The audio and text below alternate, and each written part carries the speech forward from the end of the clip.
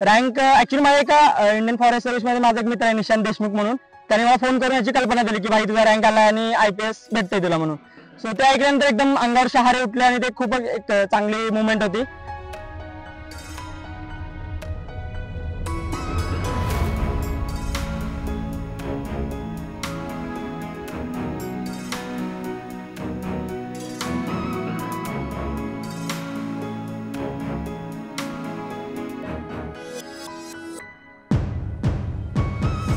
हा पठ्या आहे एका मेंढपाळ कुटुंबातला.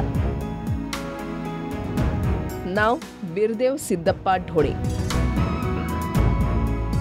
मूळचा कोल्हापूर जिल्ह्यातल्या कागल तालुक्याच्या यमगे गावचा. एका पालावर राहणारा. कोणती अपेक्षा न ठेवता प्रामाणिकपणे कष्ट करत मेहनत करण्याची त्याची तयारी, आणि याचंच फलित त्याला मिळालंय. केंद्रीय लोकसेवा आयोगाच्या परीक्षेत देशामध्ये 551वा रँक मिळवत तो IPS बनलाय. हा माझा तिसरा अटेम्प्ट होता. प्री पण निघाली, मेन्स पण निघाली आणि इंटरव्ह्यू नंतर मग रँक पण चांगला आला. सो सक्सेस नंतर खूप चांगलं तर वाटतंय, कारण इतके प्रयत्न घेतलेले असतात आणि आपल्या मागे की जे भरपूर लोक कष्ट करत असतात, जे पडद्यामागे कार्य करत असतात, त्यांचा एक सपोर्ट असतो आपल्याला. निकाल लागला तेव्हा पठ्या आई वडिलांसोबत मेंढरं घेऊन गेला होता. गावकऱ्यांनी पालावर जात त्याचा जोरदार सत्कार केला. त्याचं राहणीमान अगदी साधं. डोक्यावर पिवळा फेटा, खांद्यावर घोंगडी आणि त्याच्या चेहऱ्यावरचा निखळ आनंद त्याच्या संघर्षाची गाथाच सांगतो.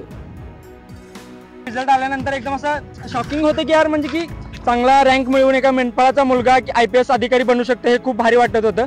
आणि यातून सांगायचा उद्देश मुलांसाठी हाच होता की कितीही वाईट परिस्थिती स्वतःवर आली, जर समजा तुमचं जिद्द, चिकाटी आणि तुमचं एक डेडिकेशन असेल की त्या आधारे तुम्ही कितीही अवघड परिस्थिती असेल तर तुम्ही त्यावर मात करून एका चांगल्या पोझिशन किंवा चांगली नोकरीसाठी मिळू शकता आणि त्यानुसार तुम्ही तुमची परिस्थिती बदलू शकता.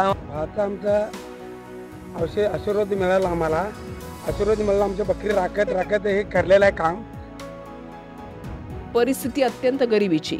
घरात कोणत्याही प्रकारची सुविधा नाही, घरात शिक्षणाची पार्श्वभूमी नाही, पण काहीतरी नक्की करायचंय आणि याचा मार्ग शिक्षणातूनच जातो हे या पठ्याने जाणलं आणि स्वतःसोबतच संपूर्ण कुटुंबालाही अंधारातून प्रकाशाकडे नेलं. मला वाटतं की डॉक्टर बाबासाहेब आंबेडकरांचा एक कोट आहे की तुम्ही गरिबीमध्ये जन्मला हा तुमचा दोष नाहीये, पण तुम्ही गरिबीमध्ये मेला हा तुमचा दोष आहे. सो ती गोष्ट बदलण्यासाठी तुम्ही प्रयत्नांची पराकाष्ठा केली तर तुम्ही संधीचं सोनं करून तुम्ही सिच्युएशन बदलू शकताय.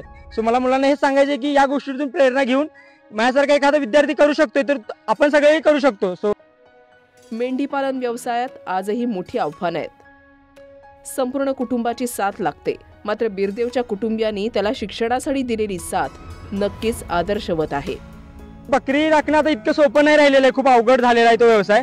आणि गडी मिळत नाहीत आणि चारा शेतकरी पण शेताच्या बांधाला येऊ देत नाही, त्यामुळे मेंढपाळ हा याचा व्यवसाय करणं खूप डिफिकल्ट झालेला आहे. जॉब सिक्युरिटी प्रोव्हाइड करत होती UPSC सिव्हिल सर्व्हिस, बेटर पे कंडिशन होतं, त्याच्या आधारे मी आई वडिलांची किंवा भाऊ आणि त्या सगळ्यांची काळजी घेऊ शकत होतो. सो एक जे काय ते म्हणतो की इनस्टेबिलिटी जी होती की जे शेपर्डिंगमध्ये आहे त्याच्यापेक्षा मी स्टॅबिलिटी प्रेफर केली जी UPSC मला प्रोव्हाइड करत होती. आयुष्यात काही करू इच्छिणाऱ्या, शिक्षणाला महत्त्व देऊन स्वतः सोबतच कुटुंबालाही प्रेरणादायी मार्ग दाखवण्याची इच्छा बाळगणाऱ्या तरुण पिढीसाठी बिरदेव हा आदर्शच आहे. सामान्य कुटुंबातला बिरदेव आज साहेब झाला. त्याच्या पुढच्या वाटचालीसाठी मनपूर्वक शुभेच्छा. आज APMC एक्झाम मध्ये टॉप करून एक म्हणजे समाजाचं नाव एक उज्ज्वल करण्यात आलेलं आहे. कॅमेरामॅन राजसह विश्वनाथ लुरकर, TV9 मराठी, बेळगाव.